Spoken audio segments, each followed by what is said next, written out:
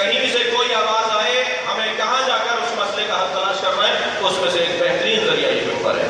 اور ایک جملہ میں بات کہہ چکا ہوں، چھوٹا سا طالب علم ہوں، ذاکر ہوں، پھر تکرار کر رہا ہوں. اگر کبھی کسی اسکول میں تعلیم اچھی نہ ہو تو اسکول بند نہیں کیا جاتا، ٹیچر تبدیل کیا جاتا ہے. صلوات پڑھیں گے محمد والے. اس سے بہتر اور بلند صلوات نبی کی نام.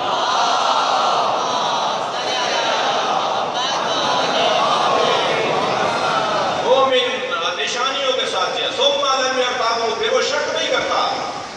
اب یہ جو حکمت مومن کی گم شدہ شے ہے، جہاں سے چاہے جہاں سے ملے وہاں سے لے لو.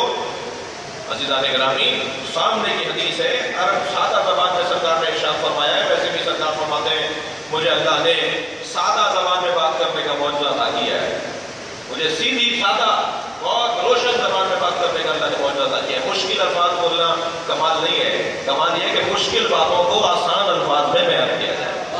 سرکار ارشاد فرما رہے کیا الحکمت ضالۃ المومن، حکمت مومن کی گم شدہ شے ہے. پہلے مومن ہو جاؤ، پھر چاہو جہاں سے لے لو. ابھی تمہارا ایمان پکا نہیں ہے، تمہاری جگہ سے لوگے تو نئی نئی باتیں کرو گے. صلوات پڑھے ذرا محمد والے.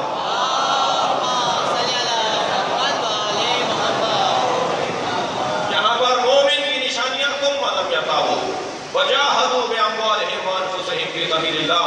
اور صاحبان ایمان کی ایک نشانی یہ ہے کہ وہ اپنے مال اور اپنی جان سے جہاد کرتے ہیں اللہ کی راہ میں. اولئک هم الصادقون، یہی سچے لوگ ہیں. یہ مومن کی ایک نشانی بیان کی ہے. صاحبان ایمان معصوم فرما رہے مومن جمع گڑے ہوئے پہاڑ کی طرح ہوتا ہے.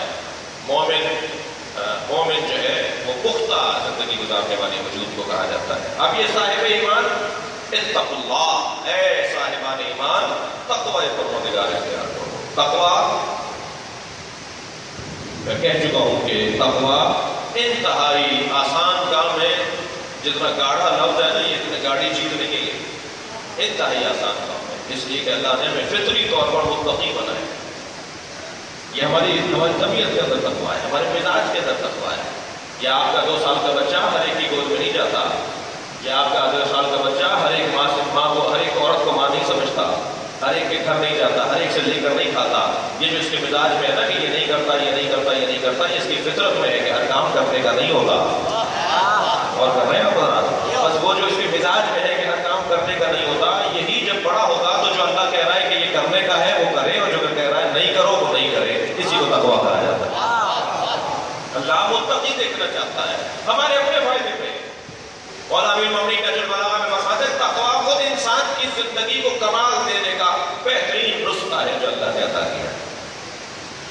اے صاحبان ایمان تقوی پروردگار اختیار کرو. اب یہ مومن ہونے کے بعد مشکل پر آنے میں مدد رکھا اس میں، اور یہ ہے کہ صاحب تقوی متقی ہے.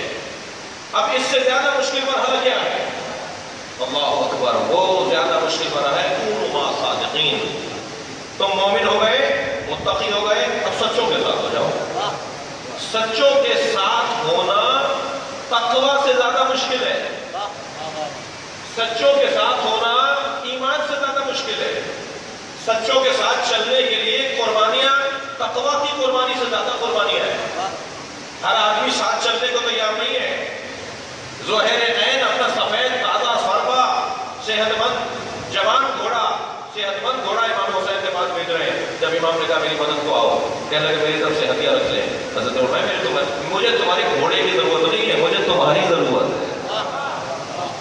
ساتھ چلنا، صادقین کے ساتھ چلنا، معیت، ہمراہی بہت مشکل مرحلہ ہے. سچوں کے ساتھ چلنا بہت مشکل مرحلہ ہے. بڑے بڑے لوگ آپ دیکھ نہیں رہے جناب مسلم ابن عقیل کے ساتھ کیا ہوا.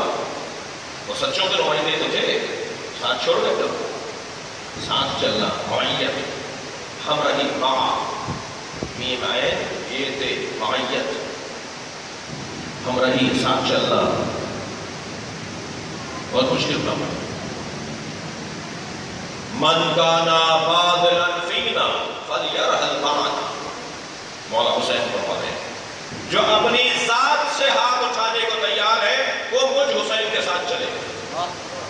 کتنا بڑا فائدہ دے دیا حسین نے، کیسا فارمولہ دے دیا میرے مولا نے. کون حسین کے ساتھ چل سکے گا؟ جو اپنی ذات سے ہاتھ اٹھائے گا. یہ مسئلہ ہی ذات کا ہے. یہاں الجھن ہی ذاتی ہے، یہاں پریشانیاں ہی نفسیات کی ہیں، نفسانیت کی ہیں۔ فرمانے جو اپنی ذات سے ہاتھ اٹھا سکتا ہے وہ میرے ساتھ چلے، جو اپنی نفی کر سکتا ہے میرے ساتھ چلے۔ یہاں تو ہمارا نام اگر صحیح نہ لکھا جائے تو اس میں ناراض ہو جاتے ہیں، ہمیں اگر بلایا نہ جائے تو ہم ناراض ہو جاتے ہیں، چھوٹی چھوٹی باتوں پر ہم بڑے بڑے فیصلے لینے لگ جاتے ہیں، جتنی بڑی بات نہیں تھی اس کے مطابق ہم نے قدم لیا۔ اپنی ذات کی نفی، مر جاؤ اس سے پہلے کہ موت آئے، مولا علی فرما رہے ہیں مر جاؤ اس سے پہلے کہ موت آئے۔ کیا گلے پہ چھری چلا لیں، خودکشی کر لیں؟ نہیں، اس سے پہلے کہ بدن کو موت آئے اپنے نفس کو مار ڈالو، اپنے پسند کو مار ڈالو، اپنی خواہشات کو مار ڈالو۔ مشکل ہے، کونوا مع الصادقین، سچوں کے ساتھ ہو جاؤ۔ اب یہ آیت سچوں کے ساتھ آپ دیکھ لیجئے، پیغمبر اکرم بھی سچوں کی انجمن میں کسے اس معیار پر سمجھ رہے ہیں؟ کون اس قابل ہے کہ سچوں کی انجمن کو تشکیل دے؟ گنجائش تو بہت تھی آئے مباہلہ کے اندر، مگر سچوں کی انجمن یہی پنجتن بنے، اور سچے تو ابو ذر سے زیادہ زمین اور آسمان نے کسی کو دیکھا نہیں تھا۔ ابو ذر وہیں موجود ہیں، سلمان وہیں موجود ہیں، یہ 9 ہجری کا واقعہ ہے، یہ سارے صحابی وہاں موجود ہیں، مگر ابو ذر سلمان، میں تو ان کی بات کر رہا ہوں نا جو نبی کی کلاس کے اندر پاس ہوئے، جن کا نام ہی نہیں آیا، میں ان کی بات نہیں کر رہا،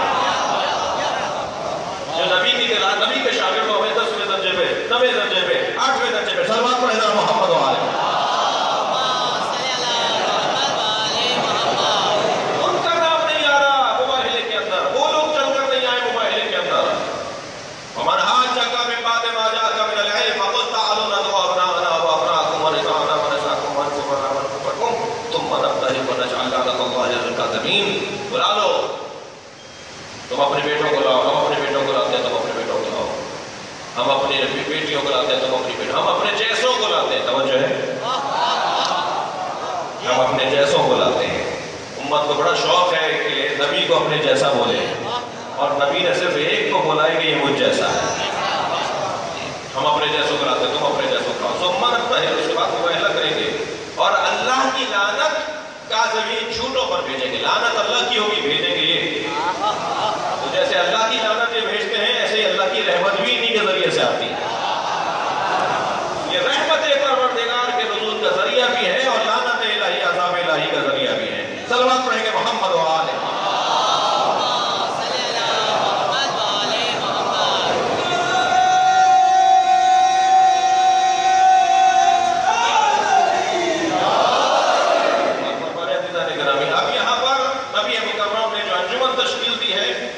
ان کا کام کیا ہے؟ جھوٹوں پہ لعنت کرنا۔ جھوٹے پہ لعنت کون کرے گا بھائی؟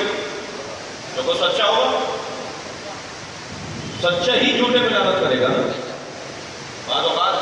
بعض لوگوں کے منہ سے بہت ساری باتیں اچھی نہیں لگتی، بھائی یہ بات تمہارے منہ سے اچھی نہیں لگ رہی، اس لیے کہ تم تو خود اس کا شکار ہو۔ تو جھوٹوں پہ لعنت کون کرے گا؟ جو سچے ہوں گے۔ اب سچے کون ہیں؟ پروردگار عالم نے سچوں کی جو انجمن تشکیل دی ہے، نبی مکرم نے، اللہ نے آیت نازل کر دی، گنجائش تو اللہ نے بہت رکھی، اب یہ تشخیص تو نبی کا کام تھا نا۔ اللہ نے آیت میں گنجائش اتنی رکھی تھی کہ ان سے زیادہ آ سکتے تھے، یہ کام نبی کا تھا کہ کس کو لے کے جائے اور کس کو نہ لے کے جائے۔ یہ تشخیص پیغمبر کا کام ہے کہ میں کس کو لے کر جاؤں۔ نبی مکرم جنہیں لے کر گئے وہ ہے کہ جو جھوٹوں پہ لعنت کرنے جا رہے ہیں۔ میں اہل دقت سے توجہ چاہوں گا، علماء کرام تشریف فرمائیں، اہل دقت بیٹھے ہوئے ہیں، عزیزان گرامی، کسی کی زندگی میں اگر 99% سچ ہو اور 1% جھوٹ ہو تو وہ سچا تو بہت بڑا ہوگا مگر جھوٹوں پہ لعنت کرنے کے قابل نہیں ہوگا۔ اب جو جائے گا نا جھوٹوں پہ لعنت کرنے کے لیے وہ ہونا چاہیے جس کی زندگی میں 1% بھی جھوٹ نہ ہو۔ صلوات پڑھیں محمد و آل محمد۔